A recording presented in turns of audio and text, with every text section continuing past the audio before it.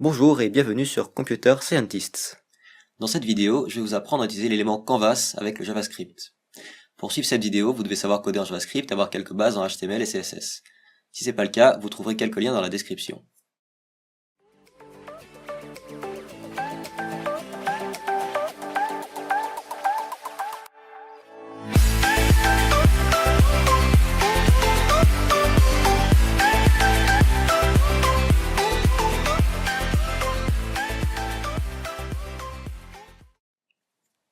Alors, l'élément Canvas, c'est une zone de la page web dans laquelle on peut dessiner à l'aide du JavaScript.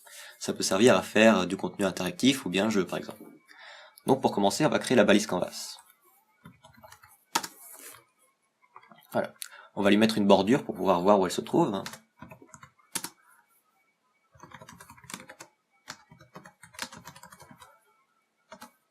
Noir. Et voilà. Donc ensuite, il faut récupérer l'élément Canvas dans le JavaScript.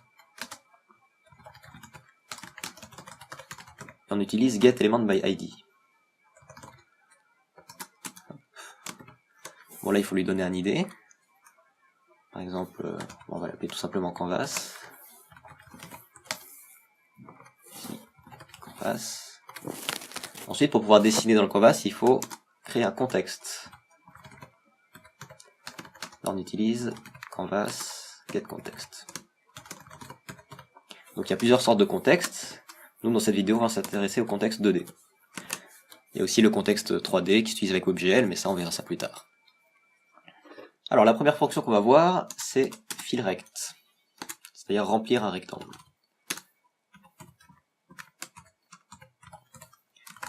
Alors, il faut lui donner les coordonnées d'un coin. Alors, comment ça fonctionne les coordonnées? Le 0, 0, c'est en haut à gauche, x vont de gauche à droite, donc les x positifs par là, et y va vers le bas, donc y positif de haut en bas. Donc on donne d'abord la coordonnée en x, par exemple, je sais pas, 10, y 20, ensuite on donne sa largeur, 100, et sa hauteur, 200. On essaye, pouf. Bon là on s'aperçoit que le rectangle il dépasse dans notre canvas. Donc on va essayer de modifier la taille de canvas. Si on veut lui donner par exemple la taille de l'écran, on va définir la largeur de l'écran avec inner width.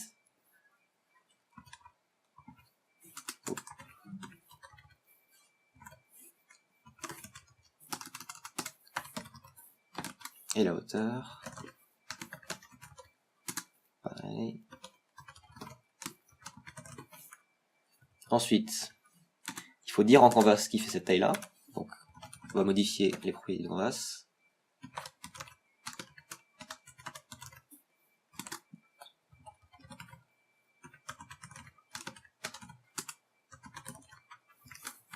C'est un point virgule. Virgule. Tac. Et voilà. Bon là, on s'aperçoit que il y a des marges, donc on va dire au body qui n'a pas de marge. Tac.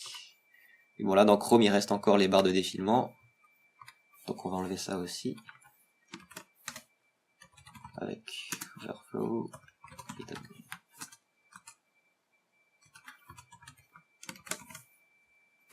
Tac. Bon là du coup on peut enlever la bordure, puisqu'elle ne nous sert plus à rien. Et voilà. Donc là on a notre rectangle. Maintenant on peut donner une couleur à notre rectangle. Donc on va utiliser, toujours dans contexte, fillStyle, et définir une couleur comme en CSS. Par exemple, orange. Hop. Bon, on peut aussi définir en hexadécimal. Par exemple, ff, 0. Tac, bon, c'est pas le même orange. En hexadécimal compressé. Hop. Ou alors, sous forme RGB.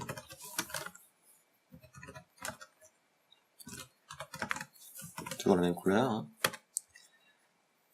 Bien RGBA, qui définit une transparence. Donc pour ça, on va dessiner un deuxième rectangle. Hop. Lui, on va le placer au même endroit, sinon ça sert à rien.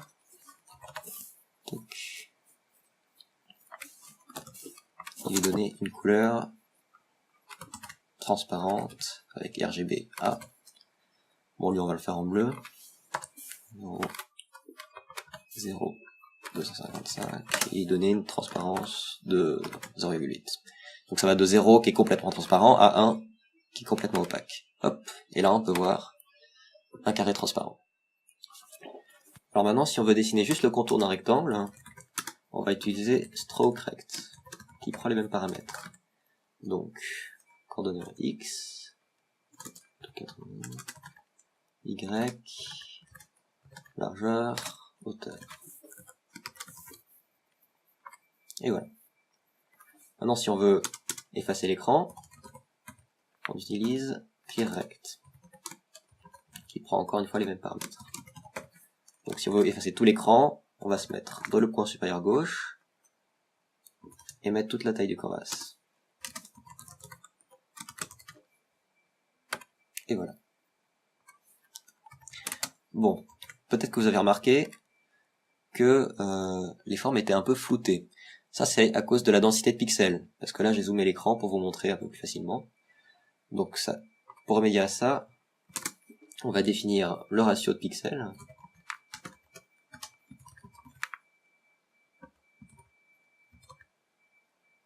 Avec device pixel ratio. Ensuite, du coup, là, comme j'ai un ratio de 2, ça veut dire qu'il y a 2 fois plus de pixels qu'il devrait en avoir. Du coup, on va multiplier ça par le ratio, qui est ici égal à 2.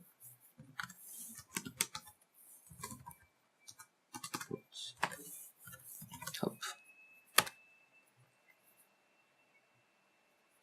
Voilà, qu'est-ce qui se passe? Là, on voit pas l'overflow, mais si j'enlève ça, en fait, le canvas a bel et bien grandi, mais il est aussi 2 fois trop grand. Donc là, on va éditer le CSS du canvas pour pouvoir le réduire.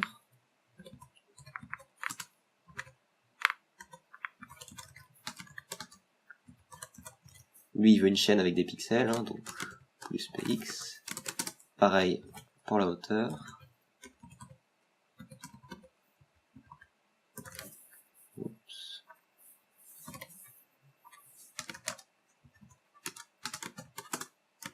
Plus px. Voilà. Donc là, on peut remettre notre overflow.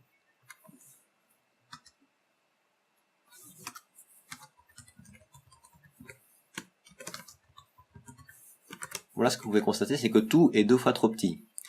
Alors là, on va utiliser une transformation du contexte. Ça, on verra ça plus tard aussi.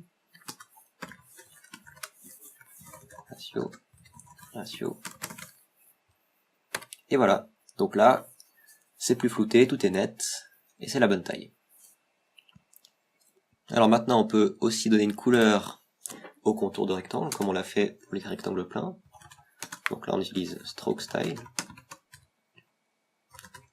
qui s'utilise comme Fill Style, donc avec une couleur en hexadécimal. Là, on va le faire en rouge foncé. Et voilà. Donc maintenant, dessiner des rectangles, c'est pas très intéressant. Pour faire des formes plus complexes, on va utiliser des chemins. Donc pour commencer un chemin, on va utiliser Begin Path. Ensuite, on va commencer en utilisant Move To. 200, 200. On va tracer des lignes en utilisant Line To.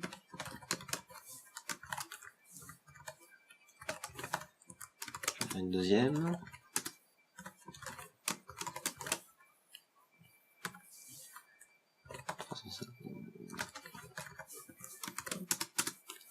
Maintenant, on peut remplir l'intérieur de ces lignes avec Fill. On va y mettre une couleur. En vert.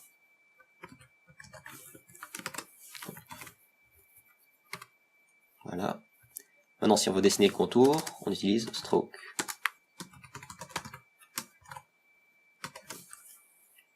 Donc là, on peut remettre un contour noir.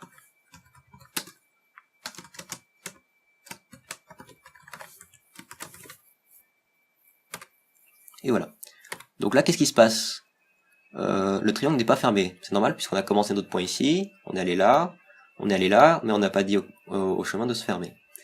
Donc là, on va utiliser close path qui va fermer le chemin. Et voilà. Alors il y a d'autres options sur les contours. Par exemple, pour modifier l'épaisseur, on peut utiliser line width qui accepte un nombre, donc pas une chaîne. Et voilà. Maintenant, pour dessiner des cercles, donc déjà, on va refaire un autre chemin avec begin path. Et là, on va utiliser la commande arc. Là, on va lui donner les coordonnées du centre, donc x, y, le rayon, l'angle de commencement et l'angle de fin, en radians. Donc, 2 fois pi, sachant que un tour complet en radians vaut 2 pi. Ah oui, bien sûr, il faut le tracer.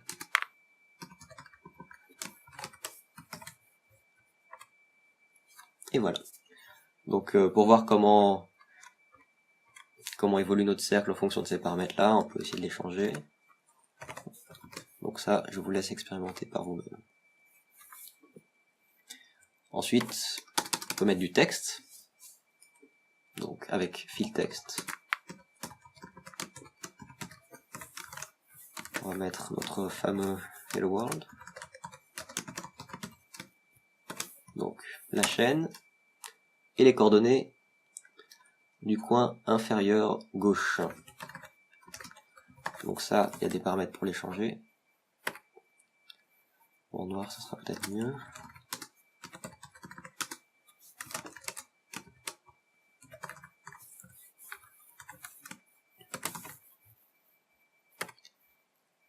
Et puis bien sûr, on peut changer la police avec font. On peut mettre 30 pixels. Ça oui, par exemple.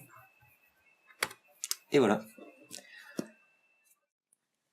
C'est la fin de cette première vidéo sur les canvas. Merci d'avoir regardé. Les prochaines arrivent très bientôt, alors abonnez-vous pour ne pas les manquer.